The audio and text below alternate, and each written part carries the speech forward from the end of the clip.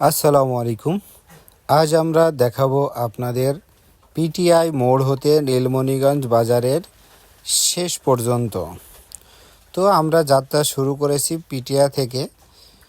পিটিয়া থেকে ডানে মোড় নিয়ে নীলমণিগঞ্জ বাজার। আমরা বাজারের অভিমুখে রওনা দিয়েছি। তো নীলমণিগঞ্জ বাজার চুয়াডাঙ্গা জেলা সদর উপজেলায় নীলমণিগঞ্জ পোস্ট অফিস এবং মমিনপুর ইউনিয়নে অবস্থিত একটি বাজার, নাম নীলমণিগঞ্জ বাজার। পুরো ইউনিয়নে একটা বড় বাজার হিসাবেই এটা পরিচিত।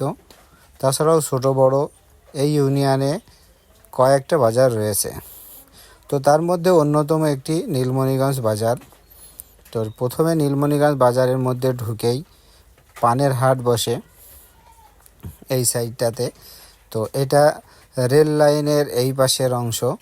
আমরা রেল লাইন পার হয়ে অপরের অংশগুলো আপনাদের দেখানোর চেষ্টা করব। তো নীলমণিগঞ্জ বাজারে অনেক পুরান একটি বাজার। নীলমণি বাবু নামে একজন ব্যক্তি বসবাস করতেন এবং তিনি একজন স্বনামধন্য ব্যক্তি ছিলেন, রেলে চাকরি করতেন। তো এই যে এখানে এটা স্টেশন,